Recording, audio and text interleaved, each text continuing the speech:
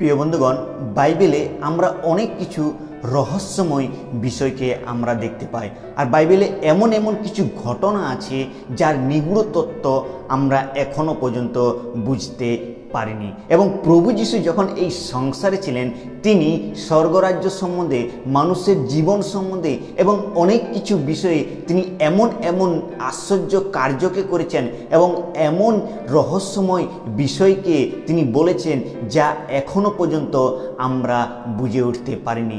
আর আজকে আমরা এই ভিডিওটিতে এরকমই একটা ঘটনা দেখে নেব, আশ্চর্যকর ঘটনা যা প্রভু যীশু খ্রিস্টের জীবন দ্বারা করা হয়েছিল, আর যার দ্বারা আমরা আমাদের জীবনে অনেক রকমের এরকম প্রশ্ন হয়ে উঠতে পারে। বাইবেলে এমন কিছু কিছু বিষয় আছে যে ঘটনাগুলি আমরা যখন অধ্যয়ন করি তখন আমাদের মনে বিভিন্ন ধরনের প্রশ্ন জেগে ওঠে।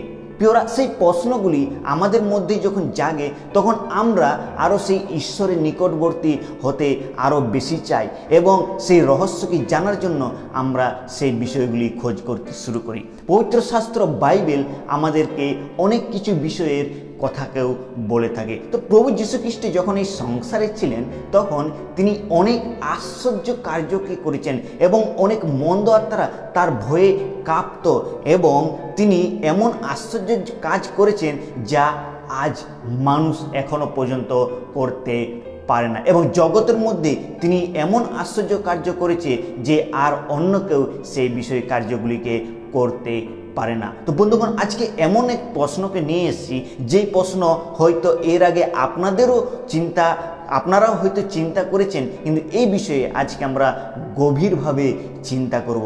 সেই প্রশ্নটি নিয়ে আজকে আমরা আলোচনা করব।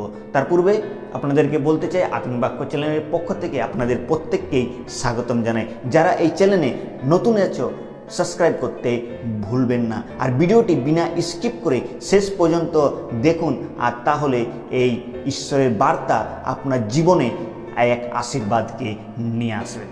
তো বন্ধুগণ, যে প্রশ্নটি হচ্ছে সেটি হচ্ছে যে প্রভু যীশু খ্রিস্ট কেন শুয়োরদেরকে মনোনীত করেছিলেন, শুয়োরদেরকে কেন সেই শয়তানদেরকে সেই শুয়োরের পিছনেই বা শুয়োরের শরীরে কেন পাঠিয়ে দেওয়া হয়েছিল, সেই সব বিষয় সম্বন্ধে আমরা আলোচনা করব। প্রভু যীশু যখন এই সংসারে ছিলেন তিনি তখন মহান মহান আশ্চর্য করেছেন মন্দ আত্মাদের উপরে, আর সেই মন্দ আত্মাদের উপরে মহান আশ্চর্য কাজের মধ্যে একটি আশ্চর্য কাজ সম্বন্ধে আজকে আমরা আলোচনা করব। আর যে বিষয়টি আমরা পাবো সেটা পবিত্র শাস্ত্র বাইবেলের মার্ক লিখিত সুসমাচারের 5 অধ্যায় 1 থেকে 20 পদের মধ্যে আমরা এই বিষয়টিকে আলোচনা করব। মার্ক লিখিত সুসমাচারে 5 অধ্যায় যখন আমরা আসি তখন এক বিষয়কে আমরা দেখতে পাই। প্রভু যীশু কোনো এক জায়গাতে যাচ্ছিলেন, আর সেই জায়গার নাম হচ্ছে গেরাসেনীয়দের দেশে তিনি উপস্থিত হইলেন। আর সেখানে যখন তিনি নৌকা হইতে বাহির হইলেন, আর তৎক্ষণাৎ এক ব্যক্তি কবরস্থান হইতে তাহার সম্মুখবর্তী হইল। প্রভু যীশুর সম্মুখবর্তী যখনই সে হইল, আর তাহাকে অসুচি আত্মায় পাইয়াছিল, সে কবরের মধ্যে বাস করিত এবং কেহ তাহাকে শিকল দিয়াও বাঁধিয়া রাখতে পারিত না। এত সে তার ভয়ঙ্কর শক্তি ছিল, কেননা লোকে তাকে বারবার বড় শিকল এবং মোটা দড়ি দিয়ে তাকে বাঁধিয়ে রাখিত, কিন্তু সে শিকলকে ছিঁড়িয়া ফেলিত এবং বেড়ি ভাঙিয়া খণ্ড বিখণ্ড করে করত, কেহ তাহাকে বশ করিতে পারিত না। আর সে রাত্রে সর্বদা কবরে ও পর্বতের মধ্যে থাকিয়া ভয়ঙ্কর চিৎকারকে করিত এবং পাথর দিয়া নিজের শরীরকে সে আঘাত করত, সে দূর হইতে সে আঘাত করত। আর এইসব একজন ব্যক্তি সে কবরস্থানে যখন থাকতো সে তাকে মন্দ আত্মায় পেয়েছিল, আর সেই ভয়ঙ্কর মন্দ আত্মায় তাকে পেয়েছিল যে নিজের শরীরকে যাতনা দিত, কষ্ট দিত এবং চিৎকার করত যেন কেউ তাকে রক্ষা করে। কিন্তু মন্দ আত্মার বসে সে এইসব কার্যগুলিকে করত। কিন্তু যখনই সে প্রভু যীশুকে তার নিকটে আসিতে দেখিলেন, আর তখনই দূর হইতে সে দৌড়িয়া আসিল এবং তাহাকে প্রণাম করিল, প্রভু যীশুকে প্রণাম করিল। প্রিয় বন্ধুগণ, এখানে একটা পয়েন্টকে আমরা লক্ষ্য করতে পারি, শয়তান মন্দ আত্মারাও প্রভু যীশুকে ভয় পেত, আর শুধু ভয় পেত না, ভয়ে ভয়ে কাঁপতো। যাকবের পত্রিতে লেখা আছে যে তোমরা মনে করো যে ঈশ্বরকে ভয় করো, খুবই ভালো করো, কিন্তু মন্দ আত্মারাও ঈশ্বরকে ভয় পায়। শুধু ভয় নয়, তারা ভয়ে কাঁপতে থাকে। আর এখানে সেই বিষয়টিকে আমরা লক্ষ্য করতে পারি। সেই মন্দ আত্মা বিশিষ্ট সেই ব্যক্তিটি ভয়ে প্রভুর কাছে দৌড়ে আসলেন আর এসে পড়ে তাকে প্রণাম করিলেন। এবং দেখো কি বললেন, উচ্চস্বরে চেঁচাইয়া কহিলেন, হে পরাৎপর ঈশ্বরের পুত্র, আপনার সহিত আমাদের সম্পর্ক কি? আমি আপনাকে ঈশ্বরের দিব্য দিতেছি, আমাকে আঘাত করিল না। বুঝে আমাকে আমাকে আমাকে যাতনা দিও না, আমাকে কষ্ট দিও না, আমাকে রক্ষা করো। কেননা তিনি বলিয়াছিলেন, হে অসুচি আত্মা, এই ব্যক্তি হইতে বাহির। এটা তার পূর্বেই ঘটনা ঘটেছিল, যখন সেই মন্দ আত্মা বিশিষ্ট ব্যক্তিটিকে প্রভু যীশু দেখলেন আর তখনই তাকে বললেন যে তুমি এর কাছ থেকে বাহির হয়ে যাও, তুমি এই ব্যক্তির কাছ থেকে বাহির হয়ে যাও। আর তখনই সেই মন্দ আত্মা বিশিষ্ট সেই মন্দ আত্মা তাকে বলল যে প্রভু, আমার সঙ্গে কেন আপনি আমাকে কষ্ট দিচ্ছেন, যাতনা দিচ্ছেন, আর সেখান থেকে আমাকে কেন বের হয়ে যেতে বলছেন? আর কেননা প্রভু যীশু যারা কষ্টের মধ্যে থাকে, যারা দুঃখের মধ্যে থাকে, যারা অসহায় থাকে, আর তাদেরকে সাহায্য করার জন্যই প্রভু যীশু খ্রিস্ট এই সংসারে এসেছিলেন। আর যখনই মন্দ আত্মা বিশিষ্ট ব্যক্তিটি এই কথাটি বলল, আর তখন প্রভু তাকে জিজ্ঞাসা করিল যে তোমার নাম কি? তখন সেই মন্দ আত্মা বিশিষ্ট ব্যক্তিটি উত্তর করিল, আমার নাম বাহিনী, কারণ আমরা অনেকগুলি আছি। তারা একজন দুজন মন্দ আত্মা ছিল না, অনেকগুলি মন্দ আত্মা ছিল। প্রায় ইতিহাস বলে প্রায় ৬,০০০ মন্দ আত্মা তার অন্তঃকরণের মধ্যে ছিল, তার হৃদয়ের মধ্যে ঢুকেছিল। তাই সে এত শক্তিশালী ছিল যে শিকল, সেই দড়ি, সমস্ত কিছু বেড়ি ছিঁড়ে দিত, আর সে কবরের মধ্যে থেকে চিৎকার কে করতো। আর যখন সে বলল যে বাহিনী, তখন প্রভু যিশুর কাছে সে একটা অনুরোধকে রেখেছিলেন, যে তিনি বললেন, প্রভু এই অঞ্চলের মধ্যে আমাকে থাকতে দাও, এই অঞ্চল থেকে আমাকে দূরে পাঠাইয়া দেও না। আর তখন পাশেই সে দেখতে পেল যে সেই স্থানে পর্বতের পাশে একটা বৃহৎ শূকর পাল সেখানে চড়িতেছিল। আর তখন তাহারা বিনতি করিয়া কহিল যে ওই শূকরগুলির মধ্যে আমাকে প্রবেশ করিতে দিন। তিনি যখনই তারা এই বিষয়টিকে বলল, আর তখনই প্রভু অনুমতি দিলেন। আর তখনই তারা সেখানে গিয়ে তখন সেই অসুচি আত্মারা বাহির হইয়া শূকরদের মধ্যে প্রবেশ করিল, এবং তাহাতে সেই শূকর পাল কম বেশ ২,০০০ শূকর মহাবেগে দৌড়িয়া ঢালু পার হইয়া সমুদ্রে গিয়া পড়িল এবং সমুদ্রে ডুবিয়া মরিল। এখানে আমরা দেখতে পাই, যতক্ষণ না প্রভু যীশু খ্রিস্ট তাদেরকে আজ্ঞা দিলেন, তারা সেই শূকরের মধ্যে গেল না। প্রিয়রা, শয়তানেরাও প্রভু যিশুর আজ্ঞাকে মানে যতক্ষণ না তার কথাকে তারা শুনল, তারা সেই কার্যকে করল না।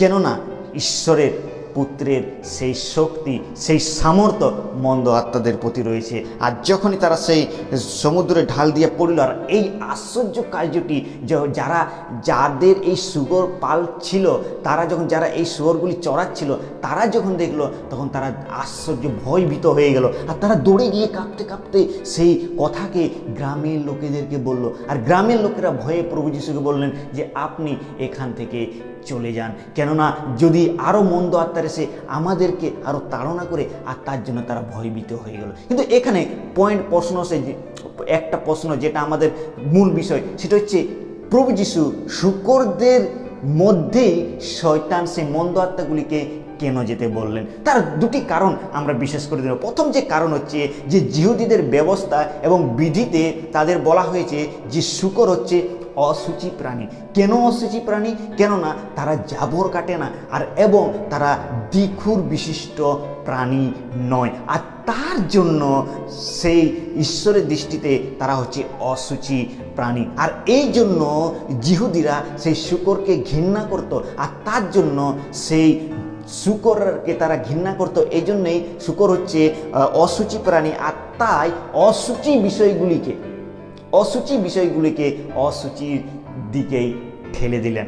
দ্বিতীয় বিষয়, যে অসুচি আত্মাদেরকে প্রভু চায় না যে অসুচিরা আবার অসুচি পশুদেরকে আরও মন্দতাতে করুক, আর তার জন্য অসুচি আত্মাদেরকে অসুচি পশুর কাছে পাঠিয়ে দিলেন। আর তারা সেখানে জীবিত থাকতেও পারল না, সেখানে তাদেরকে শেষ করে দেওয়া হলো। আর তারা পাহাড় ঢালু পারে আর সমস্ত শূকর মরিয়ে গেল।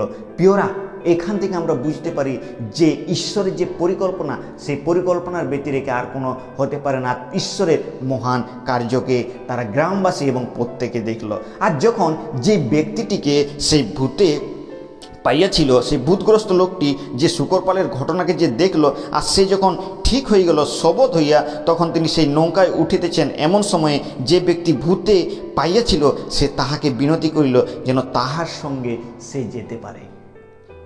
সেই ব্যক্তি বলল, প্রভু আমি আপনার সঙ্গে যাব। কিন্তু প্রভু যিশু বললেন যে না, তুমি আমাদের সঙ্গে যেও না, বরং তুমি তোমার বাটিতে যাও, তোমার আত্মীয় স্বজনদেরকে গিয়ে দেখা দাও এবং সেখানে তুমি তোমার ঈশ্বরের আশ্চর্য যে কর্ম, সেই কর্মের বিষয়ে তুমি বলো। আর তোমার প্রতি যে কৃপা করা হইয়াছে তাহাদিগকে তুমি গিয়ে পরে বলো।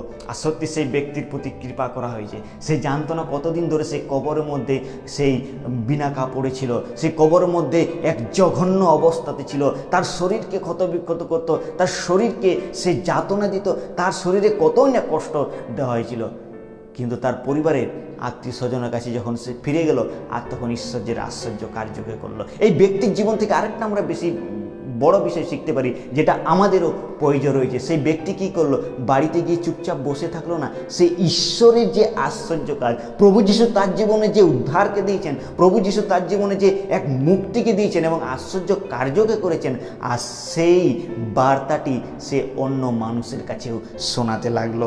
মার্ক লিখিত সুসমাচার 5:20 সেই বিষয়টি লেখা আছে। তখন সে প্রস্থান করিয়া যিশু তাহার জন্য যে যে মহৎ কার্য করিয়াছেন তাহা দীপাবলিতে প্রচার করিতে লাগিল, তাহাতে সকলেই আশ্চর্য জ্ঞান করিল। এখানে আমরা বড় বিষয়কে দিই, সকলেই আশ্চর্য জ্ঞান করিল।